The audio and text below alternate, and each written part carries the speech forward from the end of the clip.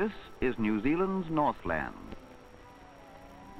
From Auckland, your Northland Tour will take you to the lovely East Coast beaches, to Whangarei, to the Bay of Islands where New Zealand history began, to Whangaroa, then to Monganui and across to Kaitaia, the 90-mile beach and the far north. Then southward through Kaikoura to the west coast, Hokianga Harbour and Opunoni, and so through the giant Quarry forest of Waipua back to Auckland. When you start out on your journey to Northland, perhaps the Mahuta kawa trees will be in bloom along the fringes of the bays above the blue water, and already your heart will begin to lift and beat a little faster at these first glimpses of the lovely countryside you're about to travel through. Whether you go by tourist coach or by private car, you'll have left Auckland only a few miles behind when your gaze is arrested by the sweep of these East Coast beaches. This is Orewa, the longest on this part of the coast, but only one of many.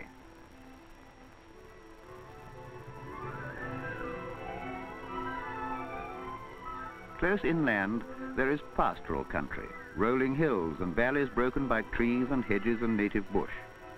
Northland is served by a network of railways, airways and motor coach services, and the tourist department of the New Zealand government conducts regular tours which cover the unique beauty of this region and the many historic places closely associated with the life of this young country.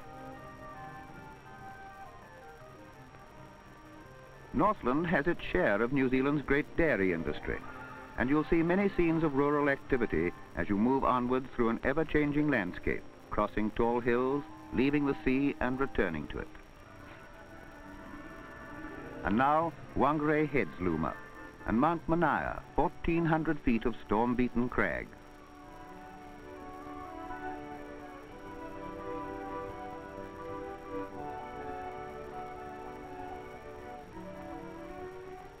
The Whangarei Harbour extends over several miles of closely sheltered water, fringed with mangroves or with beautiful coves and wooded foreshores.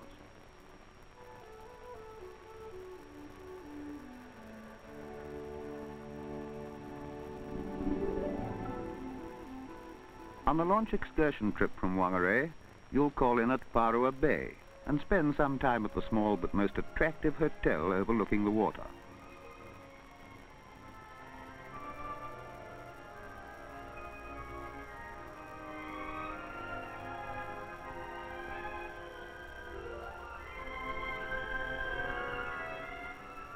This little beach is the first thing you'll see in the morning when you look out from the hotel windows. As you move up this coast, Manaia will dominate every landscape. Your gaze will always return to those giant pinnacles of rock.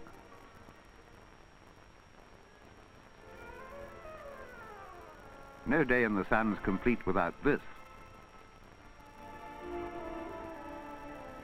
Russell, in the Bay of Islands, further north, is full of historic interest. The bullet hole in the wall of the old church is a memento of the Maori Wars long years ago. Another launch trip will take you out into the famous Bay of Islands, famous not only as the cradle of New Zealand history, but also for its big game fishing. You'll pay a visit to Otaheite Bay, where Zane Grey had his camp.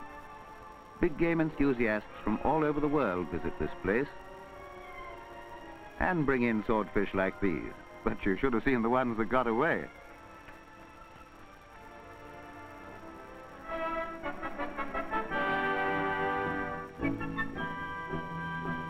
At Waitangi, you'll see one of New Zealand's historic monuments, the Treaty House, presented to the nation in 1940 by Lord Bledisloe, Governor-General, to celebrate the signing of the Treaty of Waitangi, 100 years previously, the treaty that laid the foundations of friendship between the Maori and white races.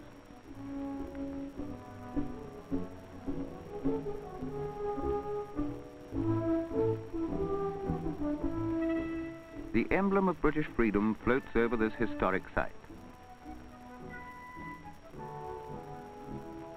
You'll see here fine examples of Maori architecture and carving.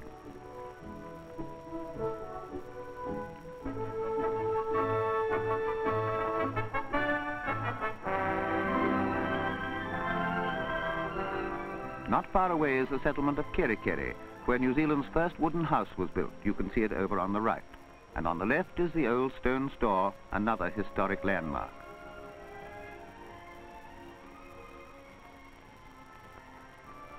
CMS, Church Missionary Society, 1833, a relic of the days of the first missionaries and a monument to their work.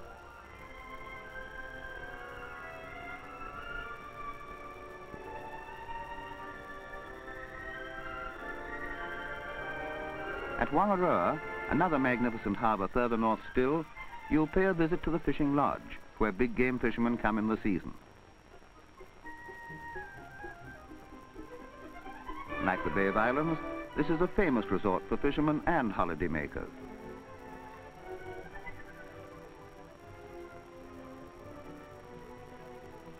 On the launch excursion, you'll see the sights of the harbour.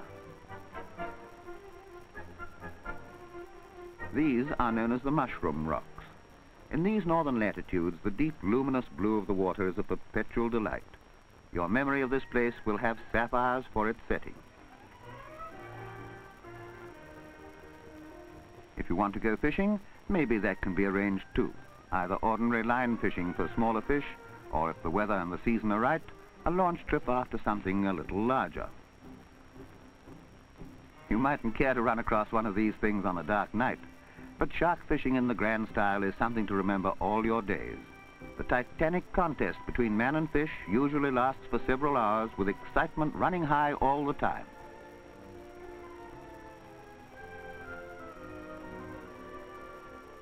You can travel through Northland by private or chartered car if you wish, but the tourist coach service is ready for you if you prefer to travel this way.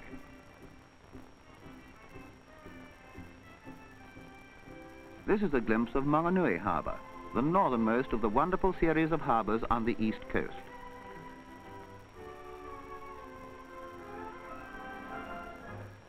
Yachting is one of New Zealand's best-loved sports. There's nothing to equal it, particularly when one has such waters as these to sail in.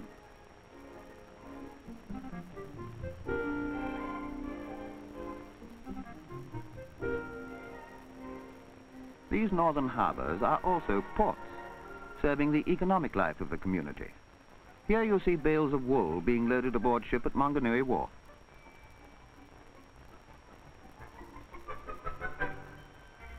Thousands of cases of butter are dispatched south to Auckland for shipment overseas.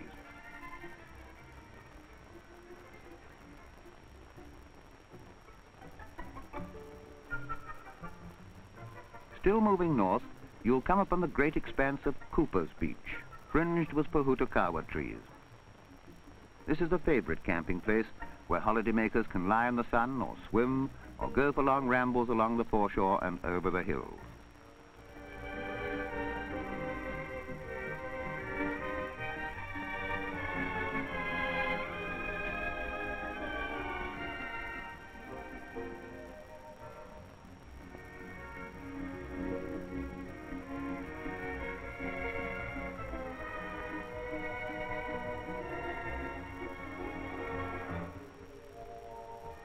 In contrast with the endless blue of the ocean, the crimson blossoms of the Pahuta trees make a shining canopy above and a carpet under the feet. You seem to be seeing everything through rose-colored glasses.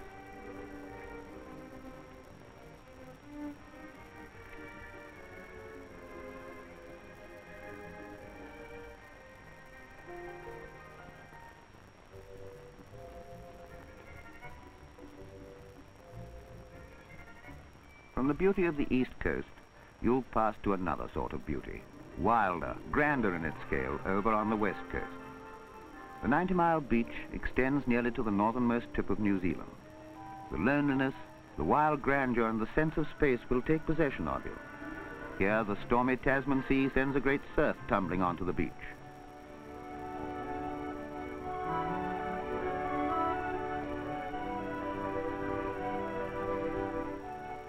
The smooth, level sands of the 90-mile beach here become the main highway north, nearly to the tip of New Zealand's North Island.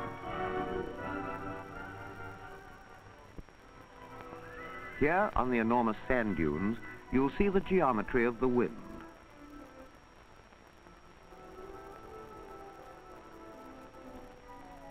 Away north, if you care to make the journey, is Cape Maria van Diemen.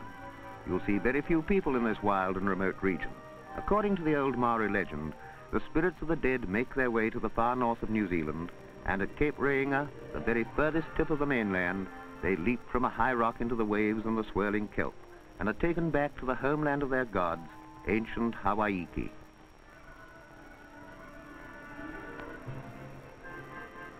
And here is that place of legends, Cape Reinga.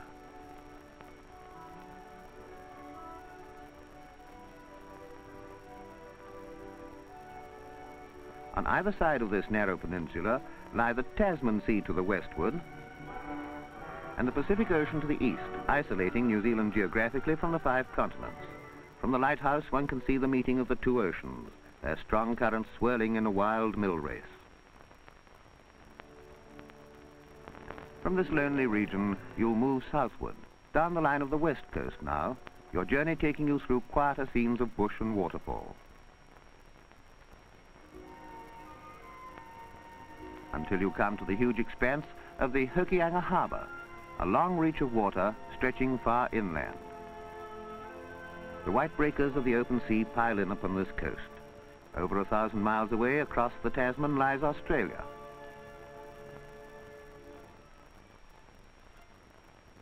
You'll be charmed with Ernie, near the mouth of the Hokianga Harbour.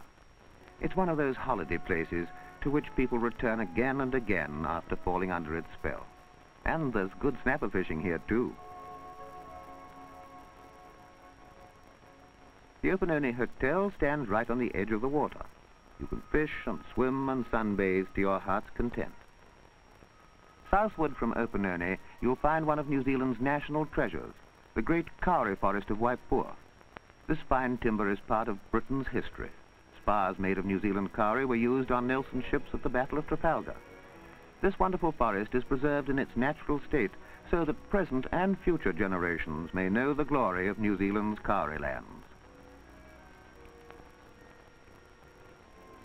In the depths of this wonderland, you'll come upon scenes that contrast strongly with the wildness of the seacoast, scenes of green tranquility, glimpses of the fairyland of childhood days. This is the forest primeval.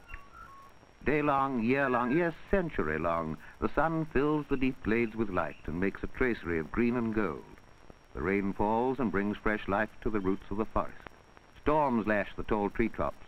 Lightning dances in the heavens, and still the ancient forest endures, shedding its leaves and branches, renewing them silently, breeding fresh saplings to take the place of the giants that have fallen.